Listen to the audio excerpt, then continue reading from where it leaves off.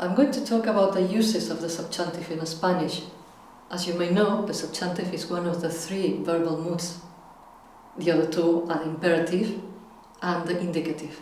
In Spanish, the subjunctive is really widely used in a quite complex set of conditions and uses. Therefore, it's quite important to learn how to use it, to learn about the uses. This is what I'm going to explain now. The main uses of the subjunctive is to indicate hypothesis or doubt. If you see those examples here, for instance, the first sentence, seguro que hay mucha gente, this one conveys the speaker attitude towards the certainty of what's been said.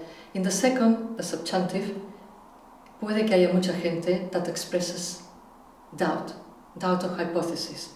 Therefore, it's quite easy to see the difference between the indicative and the subjunctive when you compare them one to one.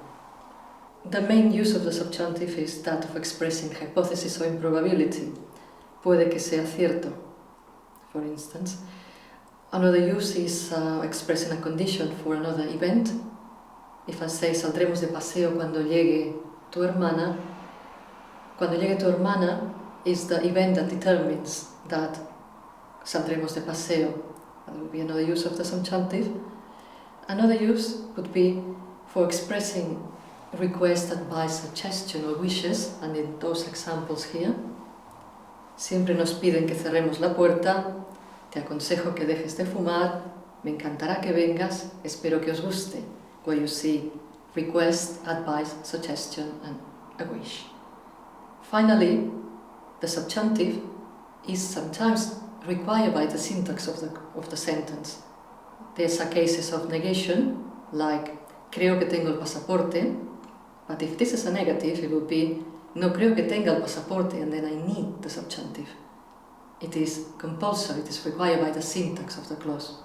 Another example is when there's a referent, that when the subject of a sentence does not coincide with the subject of the subordinate sentence, as yo quiero que él o ella baje a la calle.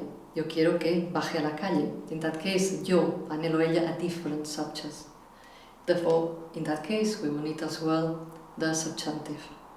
In conclusion, the subjunctive is needed either by the syntax of the sentence or by the speaker's attitude towards what it's been said. And it's quite a complex set of circumstances that trigger the use of the subjunctive or the indicative. It comes with practice.